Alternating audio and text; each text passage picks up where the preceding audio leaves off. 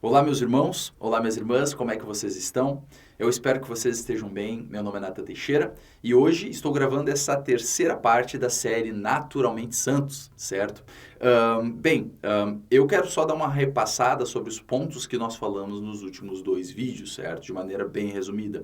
No primeiro vídeo, basicamente, eu demonstrei, como o fundamento do assunto que nós estamos lidando, que quando a Bíblia nos chama a sermos santos, ela não está falando primariamente de obras, mas sim de natureza, certo? Então, quando a gente fala de santidade, nós estamos falando sobre sermos filhos de Deus, termos a mesma natureza que Deus tem em primeiro lugar. Ser santo é você nascer de novo através do sacrifício de Cristo Jesus e se tornar um com Deus. Em outras palavras, ser santo é ser como Deus é, certo?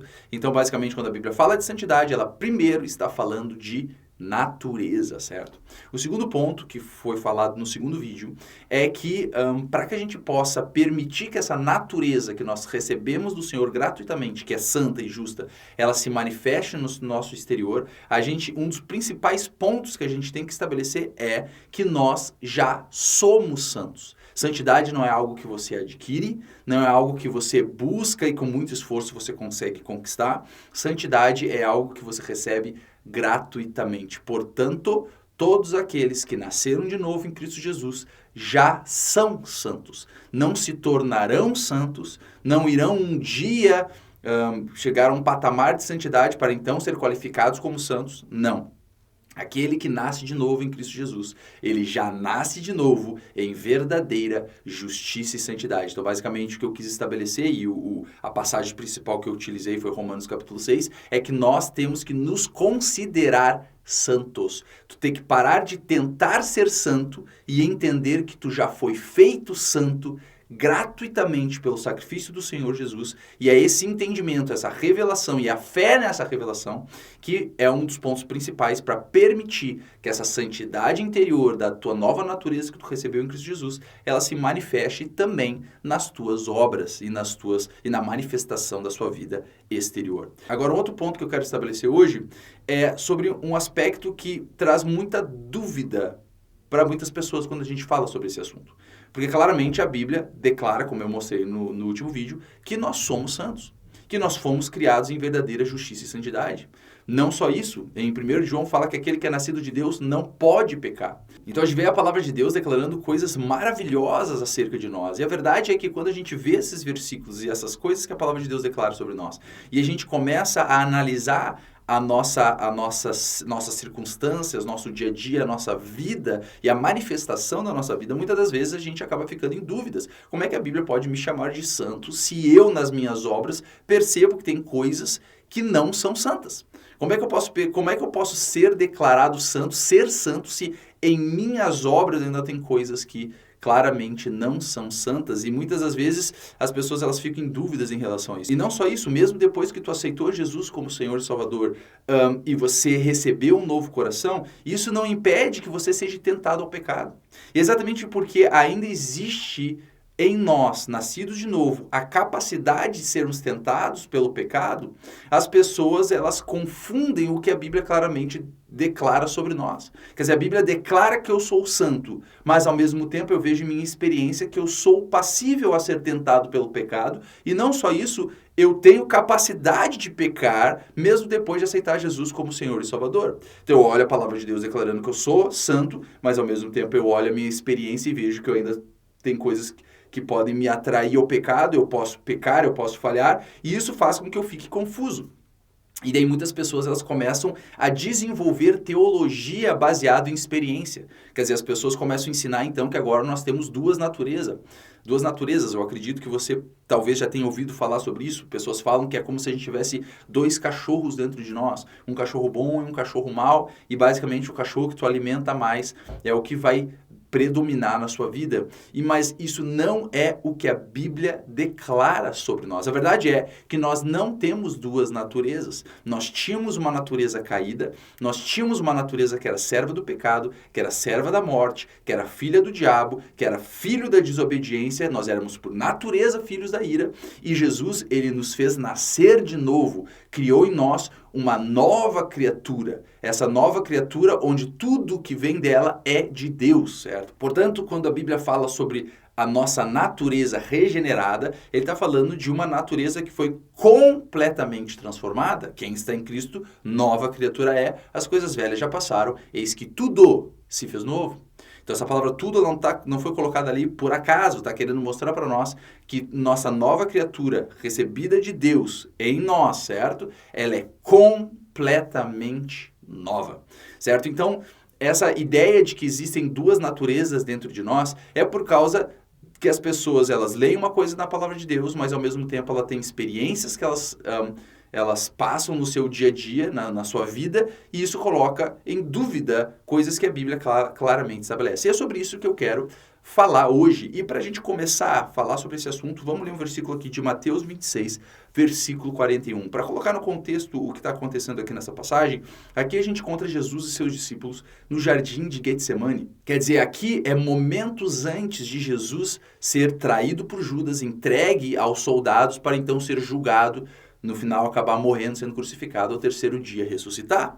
E aqui a gente vê Jesus passando por um momento em que ele mesmo está sendo tentado. Quer dizer, a carne dele estava sendo tentada por esse momento em que ele estava passando. Quer dizer, Jesus sabia que a hora havia chegado. E não só Jesus sabia que a hora havia chegado naquele momento, mas durante todo o ministério dele, ele já vinha avisando que chegaria esse dia. Quer dizer, Jesus ele não foi pego de surpresa. Chegou o dia que ele declarou, para isso eu vim ao mundo, certo? Ele veio para cumprir aquilo que iria acontecer momentos depois dessa situação que nós vamos ler aqui, só que ele estava passando por um momento de tentação, de tribulação. É interessante porque Jesus, é nesse momento em que Jesus, ele orando, ele diz ao Pai, Pai, se possível for, afasta de mim esse cálice. Que cálice é esse que ele está falando? Ele está falando sobre tudo que ele carregaria, o sacrifício que ele haveria de cumprir através não só dos sofrimentos que ele sofreria no seu corpo, por causa da violência que ele receberia, né, das chicotadas, de ser esbofeteado, de ser humilhado, de ter os danos físicos que ele teve, mas estava chegando o momento que ele também seria separado, ele se tornaria pecado, ele seria separado de Deus, ele provaria a morte em lugar de todos os homens.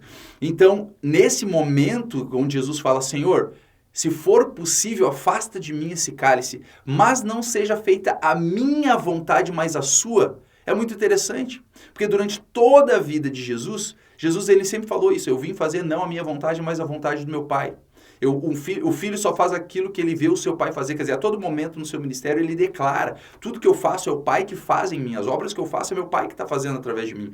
As palavras que eu estou dizendo são palavras que meu Pai fala através de mim. Então ele sempre colocou a expressão da vida dele como sendo Deus manifestado através dele, certo? E nesse momento é o momento onde dá para ver ele distinguindo a vontade do Pai e a vontade dele. Mas calma aí, como assim? Jesus ele tinha uma vontade separada da vontade do Pai? A verdade é que ele não tinha uma vontade separada da vontade do Pai, mas ele tinha uma carne humana. Quer dizer, Jesus, apesar de ser Deus, apesar de ser filho de Deus, ele tinha um corpo natural. É o que fala em Romanos capítulo 8, que Jesus, ele veio em semelhança do corpo do pecado. Quer dizer, ele veio com ele tomou sobre si um corpo natural, um corpo humano, um corpo que não havia pecado, mas um corpo que era natural. É um corpo que queria fugir de dor, queria fugir de desconforto, que preservava pela sua integridade, né? Então, esse corpo natural de Jesus, ele estava apavorado por aquilo que haveria de acontecer. Então, quando Jesus ele fala, Senhor, se possível for, afasta de mim esse cálice, mas não seja feita a minha vontade, ou em outras palavras, a vontade da minha carne que está aqui me tentando a, de alguma maneira, desistir desse momento, certo? Afasta de mim esse cálice, mas não seja feita a minha vontade, mas a sua. E é muito interessante que daí Jesus, ele voltando para se encontrar com os discípulos, que ele tinha deixado um pouquinho, ele tinha se afastado um pouco dos discípulos para orar, quando ele volta para encontrar com os discípulos, ele fala com seus discípulos, acorda eles, e ele fala assim, vigiai e orai, versículo 41, para que não entreis em tentação.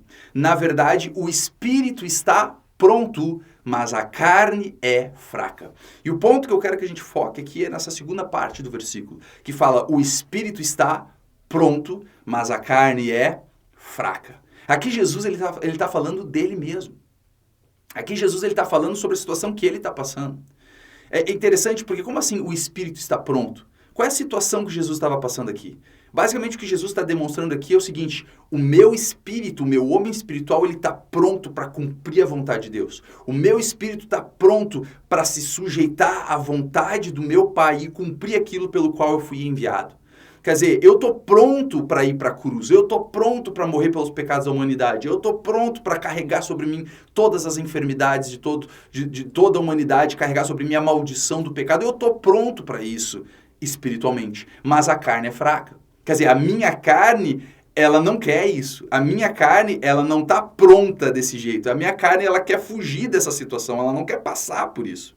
Então, quando Jesus aqui ele declara, o espírito está pronto, mas a carne é fraca, ele demonstra um princípio que é o que a gente vai falar hoje, que é muito importante para que a gente compreenda como é que funciona a dinâmica da santidade em nossas vidas e porque pode parecer às vezes que tem contradições em nós mesmos acerca daquilo que a palavra declara sobre nós. Quer dizer, ela declara que eu sou santo, mas ao mesmo tempo tem coisas que eu sei que não é da vontade de Deus que às vezes me atraem ou podem... Ou eu posso ser tentado pelo pecado, ou mesmo eu posso falhar ou pecar. Como é que pode? Se eu sou santo, como é que eu posso ainda pecar? Se eu sou santo, como é que eu posso ser tentado ao pecado? E basicamente a base para a gente entender isso se encontra aqui nesse versículo. O próprio Jesus, que não tinha pecado, mas que tinha uma carne natural, ele tinha que submeter a carne dele, que era natural, à vontade e à predisposição do seu homem espiritual. Quer dizer, quando ele estava ali orando ao Senhor, ao Pai, ele estava orando para justamente se fortalecer. Por isso que ele fala, vigiai e orai para que não entreis em tentação. O espírito está pronto, mas a carne é fraca. Ele está falando assim, orem, fiquem vigilantes. Por quê? Porque a carne, ela não está pronta a se submeter à vontade de Deus como o espírito está. E a mesma coisa para nós. Quando tu aceita Jesus como Senhor e Salvador, tu nasce de novo no teu homem espiritual, certo? João capítulo 3, o que é nascido da carne é carne, o que é nascido do Espírito com um E maiúsculo, do Espírito de Deus. O que é nascido do Espírito de Deus é Espírito. Nós nascemos de novo no nosso homem espiritual. Quando tu nasce de novo no teu homem espiritual, o teu homem espiritual, ele está pronto. Ele está pronto em natureza, quer dizer, ele já está santo, ele já está justo, ele já está da maneira que ele vai ser daqui 1 bilhão de anos. Teu espírito não vai mais mudar. Ele foi santificado de uma vez por todas. No teu espírito você tem a mente de Cristo, você tem todo o poder de Deus, toda a autoridade, você é um com Deus no teu homem espiritual. Quer dizer, o teu espírito está completamente pronto. Mas da mesma maneira que Jesus, nós temos uma carne. Jesus, nesse momento, nós temos uma carne que é fraca. Uma carne que não está predisposta a se sujeitar à vontade de Deus. Uma carne que não está predisposta a fazer aquilo que o Espírito quer fazer. Certo? E é interessante porque muitas pessoas utilizam desse versículo como uma certa desculpa para permitir que as vontades da carne sejam cumpridas. Eles falam, não, irmão, eu sei, né, que a gente tem que andar na vontade de Deus, mas você sabe, né, a carne é fraca. Quer dizer, eles utilizam como uma desculpa, é como quase uma permissão bíblica para eu permitir que a minha carne domine as minhas decisões e depois eu digo, irmão, isso é o natural, né, a carne é fraca. Esse não é o contexto e não é a razão ou o princípio que Jesus está estabelecendo aqui. Aqui Jesus está mostrando sim que a carne é fraca, sim que a carne ela não está predisposta a fazer a vontade de Deus, mas ele começa dizendo, vigiai e orai para que não entreis em tentação, porque o espírito está pronto, mas a carne é fraca. Em outras palavras, a gente vai ver outros versículos que confirmam com isso, tem muitas passagens na palavra de Deus que falam sobre isso. Eu vou só citar agora Romanos capítulo 5, quando fala, andai em espírito e não cumprireis os desejos da carne. É basicamente a mesma coisa. O espírito sobrepujando a carne, fazendo a vontade do espírito prevalecer sobre a carne, tá? Então, eu vou falar um pouquinho mais sobre isso para a gente poder entender, porque, como eu disse, se torna às vezes algo muito confuso. Como é que eu posso ser santo e ao mesmo tempo ser passível de pecar, de errar, de ser tentado ao pecado? E para a gente compreender um pouco melhor isso, vamos abrir em Romanos capítulo 7. Se você está acompanhando o estudo até aqui, você viu que a base do primeiro estudo foi Romanos capítulo 5. A base da segunda parte dessa série foi Romanos capítulo 6. E agora a base para essa terceira série, certo? Essa terceira parte da série é Romanos capítulo 7. Romanos capítulo 7 é um dos capítulos em Romanos mais polêmicos, certo? Muitas pessoas, às vezes, não entendem, ficam confusas acerca do que Paulo estava querendo dizer nesse capítulo. E, por muitas vezes, por muito tempo, esse versículo era meio desconfortável para mim, porque eu estava vendo verdades muito claras, certo? Verdades sobre aquilo que a gente falou nos 2 últimos vídeos, de que eu já sou santo, que eu fui santificado de uma vez por todas, que eu fui criado em verdadeira justiça e santidade, certo? Que diante de Deus eu já sou santo, eu já sou justo, que no meu homem espiritual eu tenho a santidade de Deus completa em mim, pelo novo nascimento que eu recebi. E daí quando você chega em Romanos capítulo 7, de novo se tornava meio confuso para mim, meio complicado, porque eu não conseguia entender o que Paulo estava querendo dizer, porque parecia que ele estava se contradizendo, no capítulo 7, tudo aquilo que ele tinha estabelecido no versículo capítulo 5 e capítulo 6 de Romanos. E o bom é, e o óbvio é que o capítulo 7 de Romanos, ele se encontra entre o capítulo 6 e entre o capítulo 8. Então, muitas pessoas, e eu mesmo, não conseguia compreender Romanos capítulo 7, porque era como se eu lesse o capítulo 7 de Romanos separado do contexto do que a gente vem vendo em Romanos já desde o primeiro capítulo. Então, de novo, o capítulo 7 ele se encontra depois do 6º, antes do 8º. Então, quando você lê nesse contexto completo, tu pega do capítulo 5, lê até o final do capítulo 8, você vai entender o que Paulo está querendo dizer. Então, para a gente poder entender como é que funciona essa dinâmica, certo? Beleza, a gente já falou sobre, pelo menos eu passei por cima, bem resumidamente, utilizando o versículo de 2 de Tessalonicenses 5:23, ou acho que é 1 de Tessalonicenses 5:23, que fala que o mesmo Deus de paz vos santifique em tudo, e todo o vosso espírito, alma e corpo sejam conservados plenamente irrepreensíveis para a vinda de Cristo Jesus. Eu utilizei esse versículo basicamente para mostrar que nós somos seres 3 em 1. Nós somos um ser espiritual, temos uma alma, habitamos num corpo. O nosso homem espiritual é a parte nossa que nasceu de novo quando tu aceitou Jesus como Senhor e Salvador. O teu homem espiritual, o teu homem nascido de Deus, ele é santo, ele é justo, ele é hoje exatamente como ele vai ser daqui a 1 bilhão de anos, certo? Então, quer dizer, em toda a eternidade, o teu espírito vai ser exatamente como ele já é hoje, certo? Como ele já é hoje. Por isso que 1 João capítulo 4 fala que assim como ele é, assim como Jesus é, somos nós também neste mundo. Tu já é como Deus é hoje, no teu homem espiritual, na parte tua que se tornou um com Deus, certo? Então, quando a Bíblia fala que tu já é santo, que tu é justo, que tu tem a mente de Cristo, que tu é um com Deus, certo? Quando fala essas coisas acerca de nós, da palavra de Deus, ela está falando do teu homem espiritual. Então, o espírito, no momento em que ele nasce de novo, ele se torna pronto. Quer dizer, a obra regeneradora do Espírito Santo em nós, ela é completada, cumprida automaticamente no momento que tu coloca a tua fé em Jesus Cristo. Pum, você está pronto, você está completo no teu homem espiritual. Só que tu ainda tem uma alma. E a alma consiste, de maneira resumida, ela consiste das tuas emoções, dos teus pensamentos, do teu intelecto, do teu poder de vontade, da tua memória, do teu poder de imaginação. Então, tu ainda tem uma alma e tu ainda tem uma carne. A nossa alma, ela está no processo de santificação. Tu foi santificado no teu homem espiritual e teu homem espiritual, o Espírito Santo que se fez um com o teu homem espiritual, está santificando agora pela palavra a tua alma, certo? A tua alma, o teu homem almático, certo? E tu também tem ainda um corpo. Apesar de tu nascer de novo e tu ser um homem espiritual agora, você ainda possui um corpo. Tá? E é sobre o corpo, sobre a carne que eu quero que a gente foque agora. Porque é ao entender a natureza da carne, eu vou falar nesses termos, tá? Apesar de a gente não ter duas naturezas, só para você entender em questão de a inclinação, melhor falando, a inclinação da carne, certo?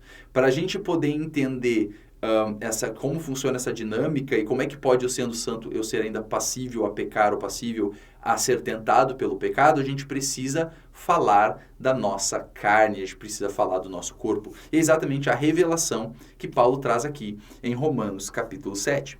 Vamos ler a partir do versículo 14, certo? Porque bem sabemos que a lei é espiritual, mas eu sou carnal, vendido sob o pecado. Então, aqui quando Paulo ele fala isso, olha, nós sabemos que a lei é espiritual, é exatamente do contexto que ele está falando já desde o começo do capítulo 7. Basicamente, o contexto aqui que ele está falando é que quando a gente recebeu a lei de Deus, né, quando eles receberam, os judeus receberam a lei de Deus do Senhor, mesmo que eles tivessem a vontade de cumprir a lei do Senhor, eles não tinham a capacidade de cumpri-la. Eles podiam ter a vontade de querer cumprir, mas eles não conseguiam cumprir. Por quê? Porque a lei é espiritual, mas eles eram carnais. Quando a Bíblia fala carnal, ela não está falando automaticamente de algo pecaminoso. Todo pecado é carnal, mas nem tudo que é carnal é pecaminoso. Basicamente, quando a gente fala sobre ser carnal, a gente está falando sobre você ser guiado pelos 5 sentidos, você ser guiado pelos sentidos naturais da tua carne, você ser guiado pelas coisas circunstanciais à sua volta. Quer dizer, você é guiado pela vista, não pela fé. Você é guiado por aquilo que você experimenta, não pela palavra do Senhor.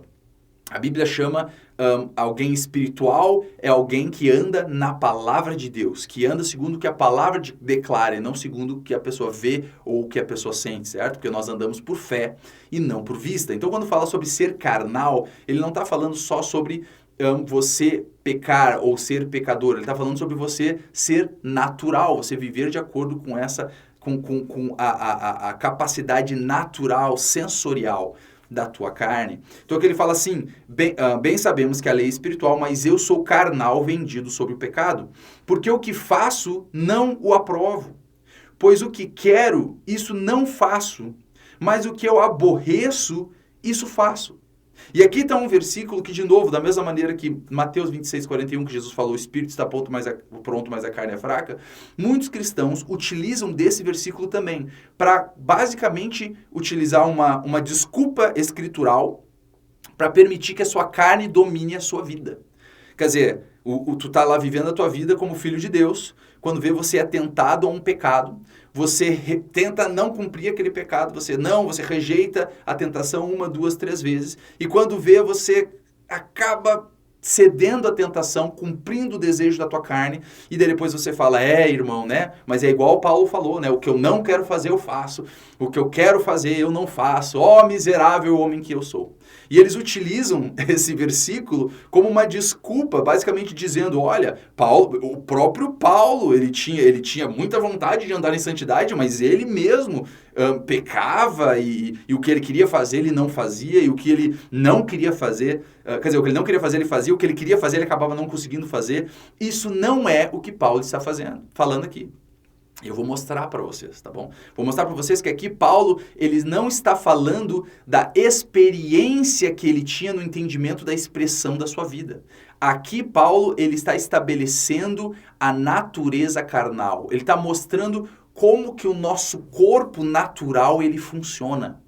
Como que o corpo natural do homem, ele é hoje, mesmo nós que nascemos de novo em Cristo Jesus. Ele está falando sobre a inclinação da carne, do nosso corpo, tá bom? Então ele fala aqui, porque o que faço não o aprovo, pois o que quero, isso não faço, mas o que aborreço, isso faço.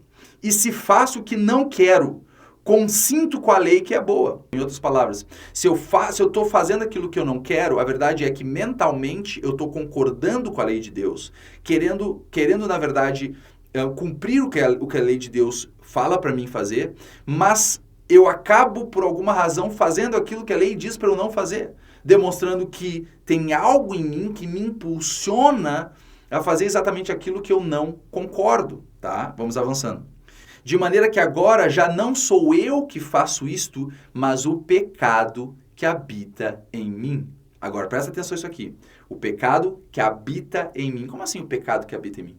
Será que aqui Paulo ele está fazendo uma suposição de como era a realidade dele antes de aceitar Jesus como Senhor e Salvador? Porque a gente sabe que hoje, quando a gente aceitou Jesus como Senhor e Salvador, claramente o que fala no capítulo 5 e capítulo 6 de Romanos, que fala que nós fomos libertados do pecado, fala que o pecado não terá domínio mais sobre nós. Não, mas calma aí, Paulo acabou de falar no capítulo 6 de Romanos que o pecado não tem mais domínio sobre nós, que nós fomos libertados do pecado, que agora nós somos servos da justiça, mas agora no capítulo 7 ele está falando o seguinte, bem, se eu faço algo que eu não gostaria de fazer, porque eu sei melhor, quer dizer, eu concordo com a lei mentalmente de que aquilo é o que aprova a Deus, mas eu acabo fazendo algo contrário àquilo que eu sei ser melhor, ele fala, já não sou eu que estou fazendo, mas o pecado que habita em mim. Como assim o pecado que habita em mim? A resposta vem no versículo 18.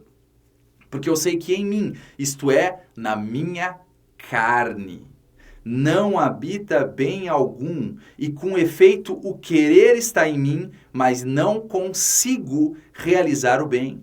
Porque não faço o bem que quero, mas o mal que não quero, esse faço. Tá? Agora, olha interessante, olha o versículo 20 agora. Ora, se eu faço o que não quero, já o não faço eu, mas o pecado que habita em mim. E tu vê que quando ele fala aqui o pecado que habita em mim, ele deixa muito claro. Ele fala o pecado que habita na minha carne.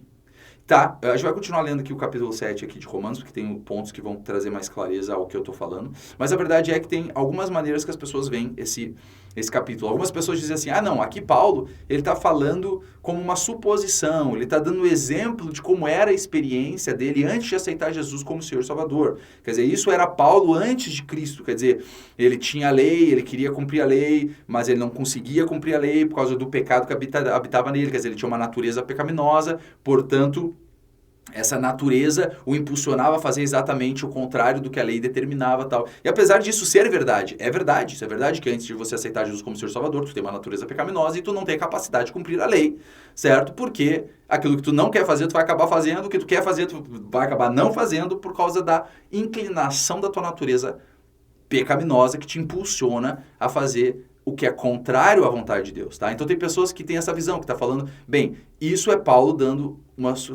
mostrando a realidade como é o homem antes de aceitar Jesus como Senhor e Salvador. Tem outras pessoas que falam, não, isso aqui é Paulo dizendo da sua realidade mesmo, tipo assim, isso é mesmo depois de Paulo aceitar Jesus como Senhor e Salvador. Quer dizer, Paulo, ele tinha a intenção de andar em santidade, ele tinha a intenção de fazer aquilo que era bom, mas Paulo estava toda hora pecando, ele estava toda hora errando, o que ele queria fazer ele não fazia, o que ele não queria fazer ele acabava fazendo e tal, e obviamente essa não é verdade. Pelo contexto que a gente vê aqui no próprio capítulo de Romanos, Paulo ele fala que o pecado não tem mais domínio sobre nós. Paulo fala para a gente apresentar os nossos membros como instrumentos de justiça, certo? Não mais oferecer eles para produzir malícia. Quer dizer, Paulo instrui a nós a andarmos nessa santidade que nos foi dada através do Espírito de Deus. Ele não está agora aqui se contradizendo, dizendo, não, beleza, eu estou dizendo para vocês andar em santidade, eu estou dizendo para vocês não oferecer o membro de vocês para instrumentos de justiça, instrumentos de malícia, mas eu, Paulo, acabo cumprindo malícia, eu faço o que é errado, o que eu quero fazer eu não faço, o que eu não quero fazer eu faço. Não faz sentido. O próprio Paulo ele falou que ele andou de tal maneira ele andou de tal maneira a preservar uma boa consciência, tanto diante de Deus como diante dos homens. Quer dizer, ele viveu uma vida em que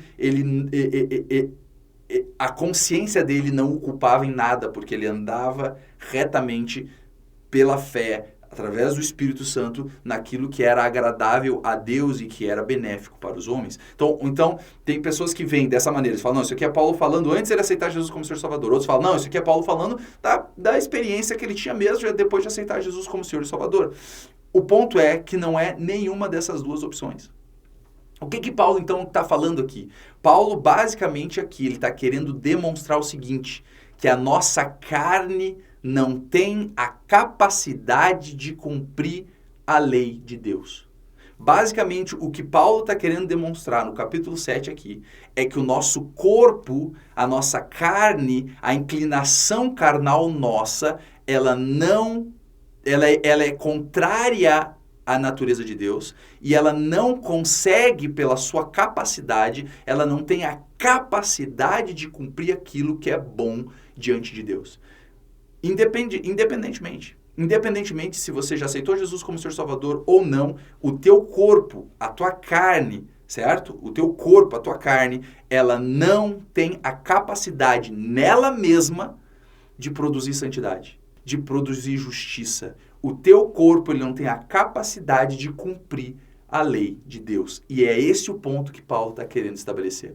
Por isso que quando ele começa a falar sobre a lei espiritual, mas eu sou carnal vendido sobre o pecado, e ele fala, o fato de eu fazer exatamente aquilo que eu não gostaria de fazer, ele fala, isso não é eu que estou fazendo, quer dizer, não é eu falando, eu quero pecar e fazer o que desagrada a Deus, é o pecado que habita em mim. Habita em mim aonde, Paulo? Habita na minha carne. Habita na minha carne, tá? Então aqui, quando Paulo está falando desse capítulo 7, ele está se referindo à carne, ele está mostrando qual é a condição da carne. Sabe por que ele está falando isso? Ele está mostrando isso para justamente mostrar para nós que se a gente tentar colocar a responsabilidade de cumprir a vontade de Deus na nossa carne, nós iremos falhar. Esse é o ponto de Romanos capítulo 7. Ele está mostrando a inaptidão da nossa carne em cumprir aquilo que é da vontade de Deus. E vocês vão ver que é isso. Ó. Vamos avançar. Versículo 20. Ora, se eu faço o que não quero, já o não faço eu, mas o pecado que habita em mim. Que habita em mim aonde? Habita na minha carne. É o que ele fala no capítulo 18, certo? 21.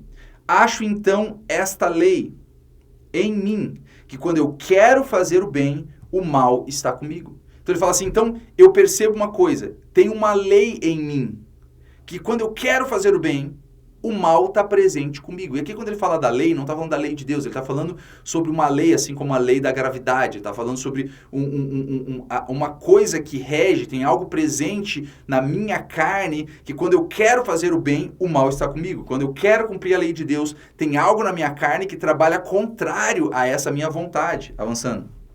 22. Porque segundo o homem interior, tenho prazer na lei de Deus, mas vejo nos meus membros outra lei. Veja que aqui ele está focando na carne. Ele está falando, eu vejo nos meus membros outra lei. A lei que ele acabou de falar. Quando eu quero fazer o bem, o mal está comigo. Quer dizer, eu tenho prazer na lei de Deus, eu quero fazer o que é da vontade de Deus, mas quando eu tento pela carne cumprir a vontade de Deus, eu não consigo cumprir. Quando eu quero não cumprir aquilo que a Bíblia diz para eu não fazer, eu acabo fazendo por causa do pecado que habita na minha carne, certo? É isso que ele fala aqui no 23.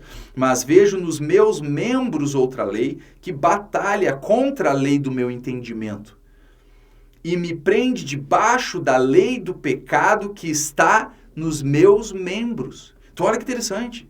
Mesmo que tu, no homem espiritual, você já é santo, justo, você foi santificado de uma vez por todas, a tua carne, ela ainda não foi liberta completamente do pecado. A tua carne, ela ainda está debaixo da lei do pecado. Ainda existe na tua carne, na minha carne, o pecado. Ainda existe, o pecado ainda habita na nossa carne. É o que Paulo está mostrando aqui. A tua carne, ela ainda é incapaz de cumprir por ela, pela capacidade dela, a lei e a vontade de Deus. A nossa carne, ela não tem a capacidade nela de fazer o que é da vontade do Senhor. É o ponto que Paulo está querendo trazer aqui. Se o próprio Jesus, ele falou, o espírito está pronto, mas a carne é fraca, e a gente sabe que Jesus ele não tinha pecado no corpo dele. O corpo dele não era um corpo pecaminoso igual ao nosso, certo? Mas, mas ao mesmo tempo, ele tinha que lutar contra né, os bloqueios que a carne estava querendo trazer para ele no momento que ele tinha que se entregar completamente, cumprir a vontade do Pai. Ele teve que vigiar e orar para superar a tentação da carne dele de querer fugir daquele momento. Aqui está falando da mesma realidade para nós hoje. Tá? A verdade é o seguinte, nós já fomos salvos, estamos sendo salvos e vamos ser salvos. Quando eu falo isso, eu estou falando a palavra salvo no entendimento de ser restaurado. Pega a palavra salvo no original, e muitas vezes é utilizada a palavra sozo, certo? A palavra sozo, que significa não simplesmente ir para o céu, significa restauração, significa salvação, cura, libertação, ser feito completo. Então nós já fomos sozo no nosso espírito, certo? Nós já fomos restaurados completamente no nosso homem espiritual, totalmente, não tem nada no nosso homem espiritual que vai avançar, vai evoluir, não, o teu homem espiritual ele está pronto no momento que ele nasce de novo, certo? Está completamente salvo. A nossa alma está no processo de salvação. Ela está no processo de ser restaurada. Nós estamos sendo salvos na nossa alma. É o que a Bíblia fala em Colossenses, de você se renovar no espírito da tua mente. É o que a Bíblia fala em Romanos capítulo 12, de você ser transformado pela renovação do teu entendimento. É o que fala em Pedro, da gente, pelo Espírito, a gente santificar a nossa alma na obediência à verdade. Está falando sobre uma restauração, uma salvação que está acontecendo hoje na nossa alma. E existe uma salvação futura, que é a salvação do nosso corpo. que é quando o nosso corpo ele vai ser restaurado por completo, onde esse corpo, que a Bíblia chama de corruptível, vai ser revestido de incorruptibilidade. Esse corpo que é mortal vai ser revestido de imortalidade. Esse corpo que é ignômio, que é sem glória, vai ser revestido de glória. Isso vai acontecer quando? Quando Jesus voltar. Então, o nosso espírito já foi salvo, nossa alma está no processo de salvação e nosso corpo vai ser salvo na vinda do Senhor Jesus. E é isso que Paulo está mostrando aqui. Paulo está falando o seguinte, olha, o teu corpo, ele ainda é vendido sob o pecado. O teu corpo ainda habita pecado nele. O teu corpo ainda tem nele a lei de que quando tu quer fazer o bem, o mal está contigo. O teu corpo, ele ainda tem nele a lei que te prende debaixo da lei do pecado e da morte. Avançando, mas eu vejo nos meus membros outra lei, que batalha contra a lei do meu entendimento e me prende debaixo da lei do pecado que está nos meus membros. Veja que aqui Paulo de novo ele está focando na carne, no corpo. O pecado que habita na carne, a lei do pecado e da morte que está nos meus membros, certo? 24. Miserável homem que eu sou, quem me livrará do corpo desta morte? Olha que interessante, aqui Paulo não está fazendo uma suposição de algo, né, algo que, mostrando uma realidade de antes. E não está também dizendo aqui, basicamente, que é a realidade do que ele estava vivendo. Obviamente, ele está falando da realidade do corpo natural dele. Mas ele não está falando isso como sendo a expressão da vida dele. Tipo, olha, irmãos, você sabe, né? Nosso corpo, ele é vendido sob pecado. Nosso corpo ainda habita pecado. Então, ó, você vai tentar, né? Vai tentar andar em santidade, mas na verdade tu vai estar sempre pecando. Tua carne vai estar sempre te dominando. E sinto muito, vai ser assim até Jesus voltar. Esse não é o ponto, porque tu vai ver que depois ele começa o capítulo 8 dizendo como que a gente pode, mesmo com esse corpo que é vendido sob pecado, praticar santidade e justiça. E é o ponto que nós vamos chegar. Mas primeiro a gente tem que entender por que parece que tem essa batalha interior em nós. Por que parece que tem essa contradição em nós. Quer dizer, nós somos impulsionados à santidade por essa natureza que nós recebemos de Deus. Somos impulsionados, mas ao mesmo tempo parece que tem certas coisas que nos puxam ao pecado, nos faz errar, nos coloca a tentação para fazer exatamente o contrário daquilo que internamente eu sou impulsionado pelo Espírito do Senhor. Então, a gente precisa entender como é que isso funciona, é isso que Paulo está querendo mostrar aqui. E é o que ele fala, e eu fato aqui no versículo 24, ele fala, miserável homem que eu sou, quem me livrará do corpo dessa morte? A resposta está no 25, dou graças a Deus por Jesus Cristo nosso Senhor, assim que eu mesmo, com o entendimento, sirvo a lei de Deus, mas com a carne, a lei do pecado. Esse versículo 25 demonstra o ponto de que aqui Paulo ele está falando de uma realidade presente na vida dele. E, de novo, não estou dizendo que ele estava querendo dizer que por causa disso, então, ele vivia em pecado a todo momento. Não, não é isso que tu vai ver, que ele vai dar a resposta de como que a gente, com esse corpo ainda pecaminoso, como que a gente pode viver e manifestar santidade e justiça. E é o ponto que ele vai entrar no capítulo 8. Então, no versículo 1 do capítulo 8, ele fala, portanto, agora nenhuma condenação há para os que estão em Cristo Jesus, que não andam segundo a carne, mas segundo o Espírito. Quer dizer, ele está falando, olha, o ponto que ele estabeleceu essa é a natureza da tua carne. A tua carne, ela é vendida sob o pecado, a tua carne está na morte, a tua carne habita pecado, e a verdade é que se tu tentar pela tua carne cumprir a vontade de Deus, toda vez que tu colocar ela para tentar se sujeitar à lei de Deus, ela vai fazer o contrário daquilo que a vontade de Deus é. Por quê? Porque ela é incapaz de cumprir a lei de Deus. Então, qual que é a situação agora, Natan? Vamos simplesmente, então, viver em pecado, porque não tem como a gente praticar justiça? Não, não é isso. Olha o que ele fala no versículo 2 do capítulo 8.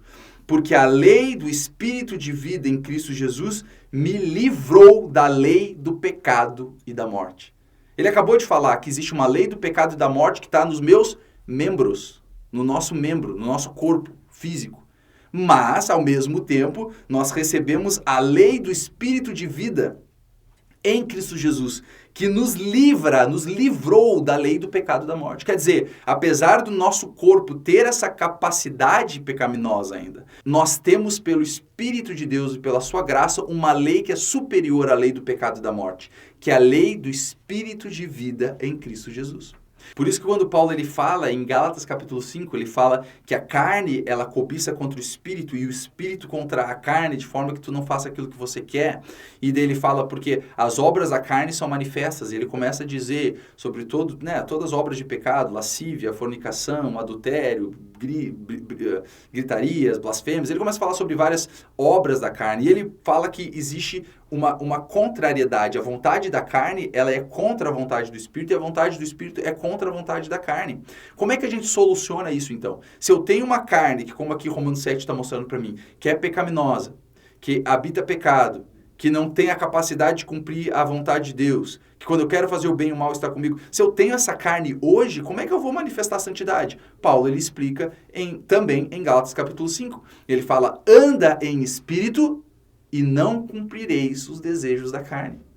É o que Jesus falou, vigiai e orai. O espírito está pronto, mas a carne é fraca. Ele está falando, a carne é fraca, mas se tu vigiar, se você orar, se você andar em espírito, o Espírito Santo, o poder do Espírito vai sujeitar o pecado na carne e vai fazer com que a carne obedeça à vontade do Espírito. Esse é o ponto. Por isso que no versículo 2 do capítulo 8 ele fala que a lei do Espírito de vida em Cristo Jesus me libertou da lei do pecado e da morte.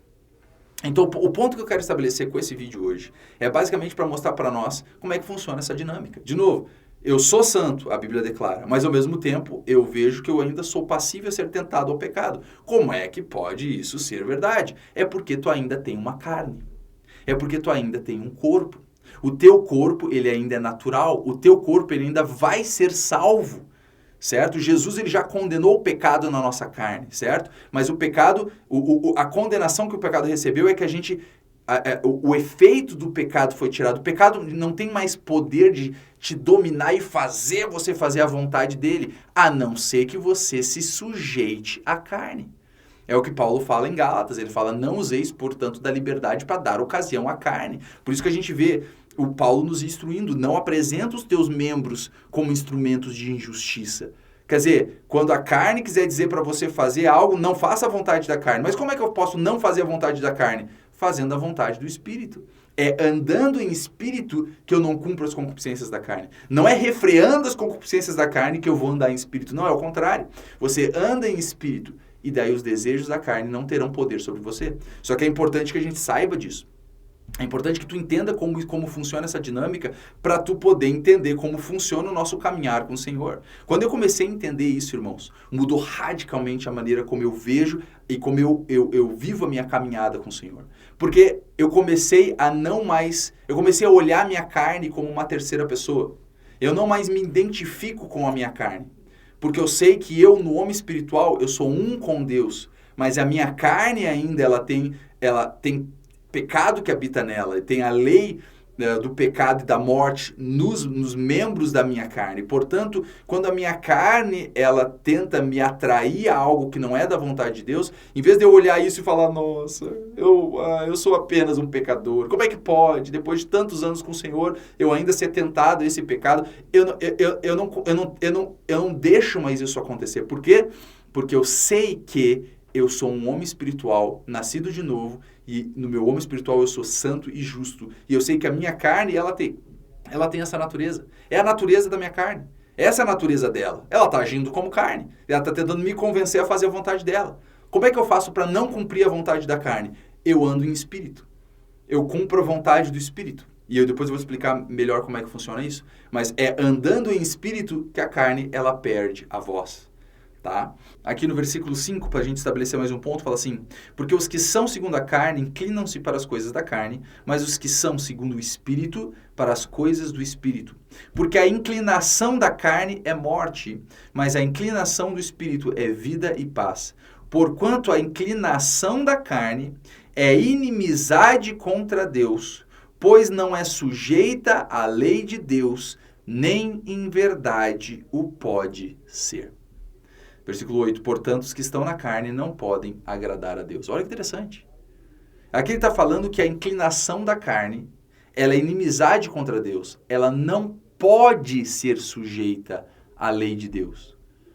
Nem em verdade pode ser. Quer dizer, aqui fala que ela não tem como ser sujeita à lei de Deus. A carne, ela é incapaz, por sua própria natureza, de se sujeitar à lei de Deus. Porque a lei é espiritual, a carne é carnal. Então não tem como a carne, na sua capacidade própria, cumprir a vontade do Senhor. Por isso que nós não somos chamados a cumprir a vontade de Deus pela nossa carne, mas sim através do empoderamento do Espírito. Então, quando a gente entende isso, a gente entende que na minha carne eu não tenho a capacidade de cumprir a vontade de Deus, eu paro de tentar cumprir a vontade de Deus pelo meu esforço físico. E eu começo a, pelo Espírito, permitir que o Espírito Santo manifeste em mim, na minha carne e através da minha carne, a sua vontade. E é muito importante isso, irmãos, porque enquanto você não entender, enquanto você não desistir de tentar cumprir a vontade de Deus pela tua carne, tu vai estar sempre falhando, sempre errando e, na verdade, vai estar sempre empoderando o pecado na tua carne. O pecado na nossa carne, ele perde o poder, ele não tem voz na nossa vida quando a gente anda em espírito. É andando em espírito que a nossa carne, os desejos da nossa carne não têm poder sobre nós. Não é tu tentando santificar a tua carne. A tua carne, ela não vai melhorar. Ela vai ter que ser transformada quando Jesus voltar.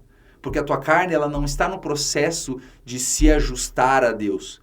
Tu tem que mortificar a tua carne pelo Espírito. Tu tem que, na verdade, sobrepujar a tua carne pela realidade espiritual. Então, o ponto aqui que Paulo está mostrando é exatamente isso. Ele está mostrando, olha, na tua carne tu é incapaz de cumprir a lei de Deus.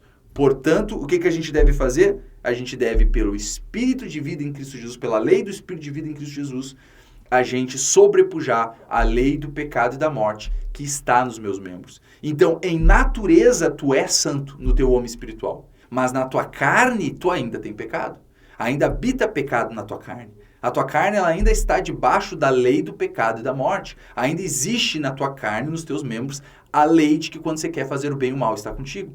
Por isso que é tão perigoso e tão infrutuoso, quer dizer, não dá fruto, tu tentar cumprir a vontade de Deus pela capacidade da tua carne. Não é pela carne que tu cumpre a vontade de Deus, não é pela tua carne que você vai conseguir andar em santidade, não é pela tua carne que você vai conseguir praticar justiça. A maneira de tu praticar justiça, praticar santidade, cumprir a vontade de Deus, é tu sobrepujar a lei do pecado e da morte que está nos teus membros pela lei do Espírito de vida em Cristo Jesus.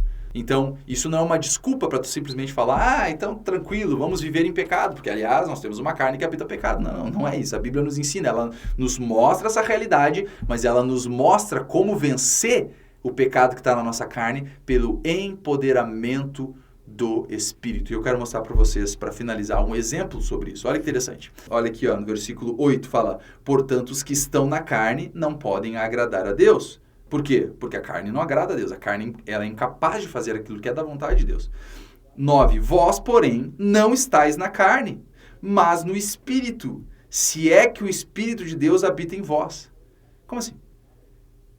Aqui fala que nós não estamos na carne. Isso não significa que tu não tem uma carne. Significa que tu não é mais guiado pela carne. Porque aqueles que são da carne são guiados pela carne, certo? E aqueles que são do Espírito são guiados pelo Espírito. Ele está falando, se tu nasceu de novo, se o Espírito de Cristo habita dentro de ti, tu não está na carne, tu está no Espírito. Em outras palavras, a tua natureza, a tua identidade e o fluir da tua vida é pelo Espírito agora, não mais pela carne. Antes, quando nós éramos servos do pecado, a nossa realidade, tudo que a gente conseguia viver era pela carne.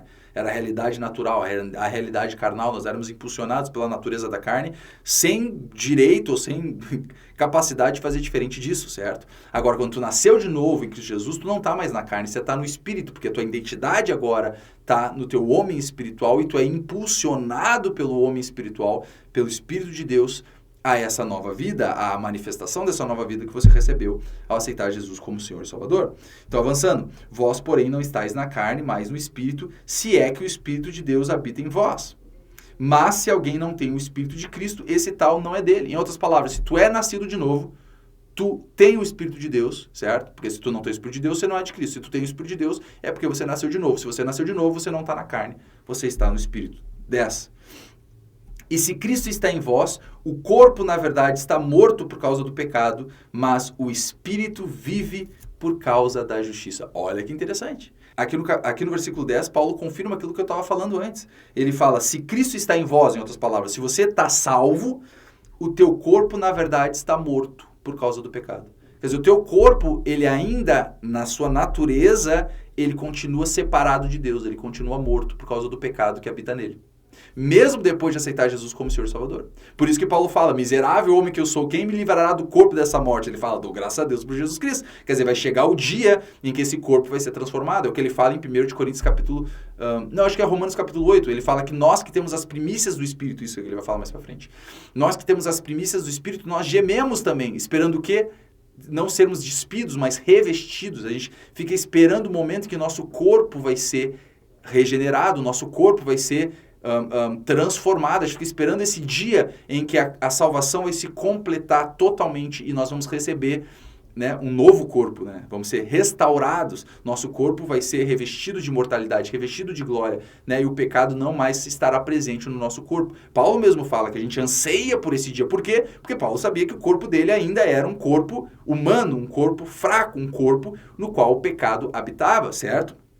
E é o ponto que ele está falando aqui, é todo o contexto de Romanos capítulo 7. Então ele fala, se Cristo está em vós, o corpo, na verdade, está morto por causa do pecado. Se Cristo está em vós, ele está falando, você é salvo. Se Cristo está em vós, o corpo, na verdade, está morto por causa do pecado, mas o Espírito vive por causa de Deus. Agora, o ponto que eu quero mostrar aqui, tendo estabelecido isso, a gente entendendo, então, como é que funciona a natureza da nossa carne, do nosso corpo, entendendo agora porque a gente vê essa contradição em nós, essa impulsão por santidade que acontece dentro de nós por causa do Espírito Santo e, ao mesmo tempo, essa capacidade que a gente tem de pecar, de sermos tentados ao pecado e tudo isso que às vezes deixa os cristãos tão confusos.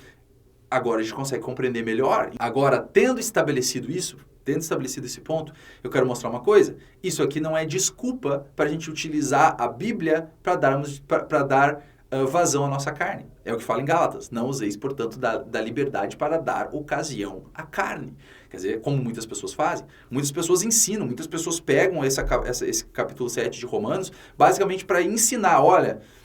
A gente tem que tentar fazer o nosso melhor, mas tu é pecador, tu vai estar sempre pecando, o pecado vai estar sempre tendo domínio sobre você. Quer dizer, eles anulam completamente tudo que Paulo afirma em todo o livro dele, principalmente no capítulo 5, 6, 7 e 8 de Romanos. Eles anulam tudo e pegam esse ponto fora do contexto para dizer para você que, cara, é uma guerra já é uma guerra fadada a perder. Você já perdeu essa batalha, você constantemente vai estar pecando, você constantemente vai estar fazendo o que você não quer fazer, você constantemente vai não fazer o que você quer fazer, porque já era, o pecado habita em você, habita na tua carne.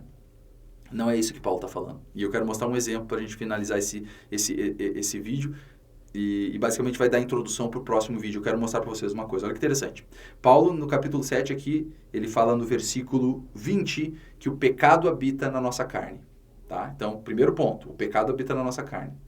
No capítulo 8, versículo 7, fala que a inclinação da carne ela é inimiga contra Deus, não é sujeita à lei de Deus, nem em verdade pode ser. E daí no versículo após esse, ele fala que a carne não agrada a Deus. Então, na carne habita pecado, certo?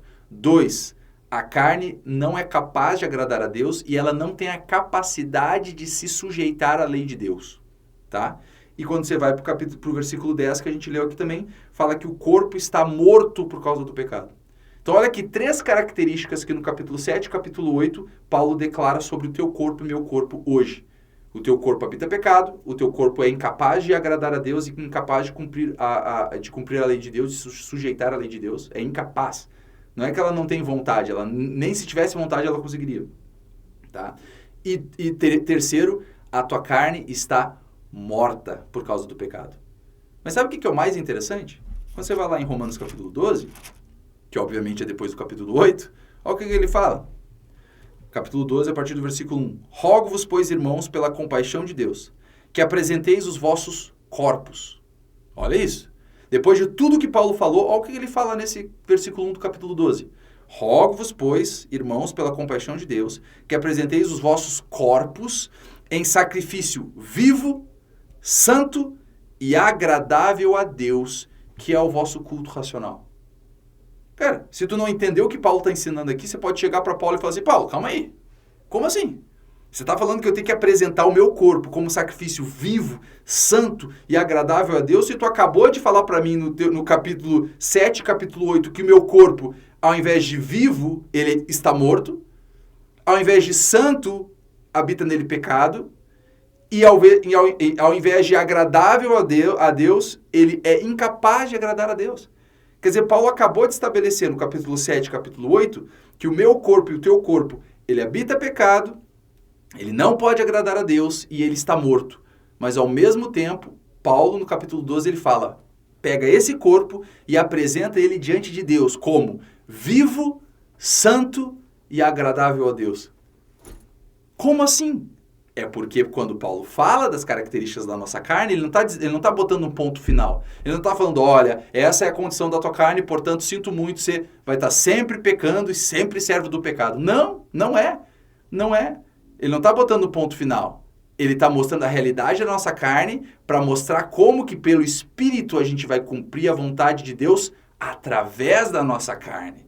Certo? Como a gente vai manifestar o reino de Deus pela nossa carne, mas não pela capacidade que a carne tem, mas pelo poder do Espírito através da nossa carne.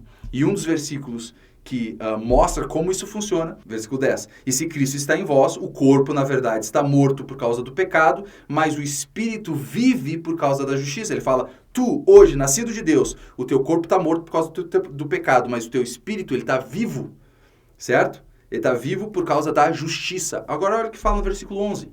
E se o Espírito daquele que dentre os mortos ressuscitou a Jesus habita em vós, aquele que dentre os mortos ressuscitou a Cristo também vivificará, trará vida aos vossos corpos mortais pelo seu Espírito que em vós habita. Sabe o que ele está falando? O teu corpo ele tem pecado, o teu corpo ele está morto, o teu corpo não agrada a Deus. Essa é a condição dele no natural. Mas já que o Espírito que ressuscitou Jesus Cristo dos mortos habita dentro de você, ele vai trazer vida e vai empoderar a tua carne para apresentar diante de Deus esse teu corpo como um sacrifício vivo, santo e agradável a Deus. Quer dizer, isso não é uma desculpa para a gente viver em pecado, já que a condição da nossa carne é essa.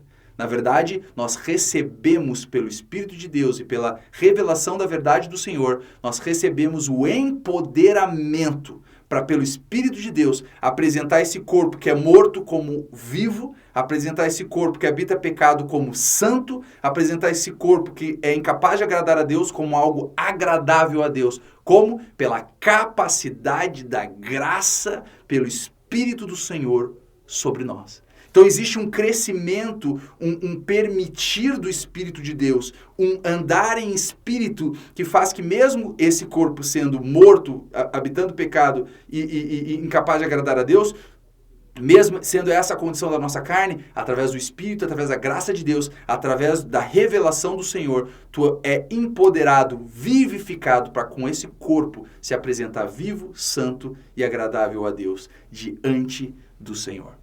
Cara, isso é incrível, isso é incrível. De novo, é importante que a gente entenda a condição da nossa carne hoje, mas ao mesmo tempo não vamos parar por aí, porque Paulo não para por aí, a Bíblia não para por aí. Ela mostra para nós como, mesmo a gente tendo esse corpo nessa condição, como que a gente pode, pelo Espírito de Deus, sobrepujar a natureza da nossa carne e a gente viver pela realidade do nosso homem espiritual. Como a gente pode manifestar cada vez mais santidade e justiça através do nosso corpo pela capacidade vivificadora do Espírito Santo, tá? Por isso que é muito importante, irmãos, que ao entender isso, você tire toda a tua expectativa da carne. Porque muitos cristãos, eles têm um zelo sincero, eles querem agradar a Deus, eles estão sendo impulsionados pelo Espírito do Senhor a viver em santidade, mas daí eles tentam cumprir essa santidade pela capacidade da carne.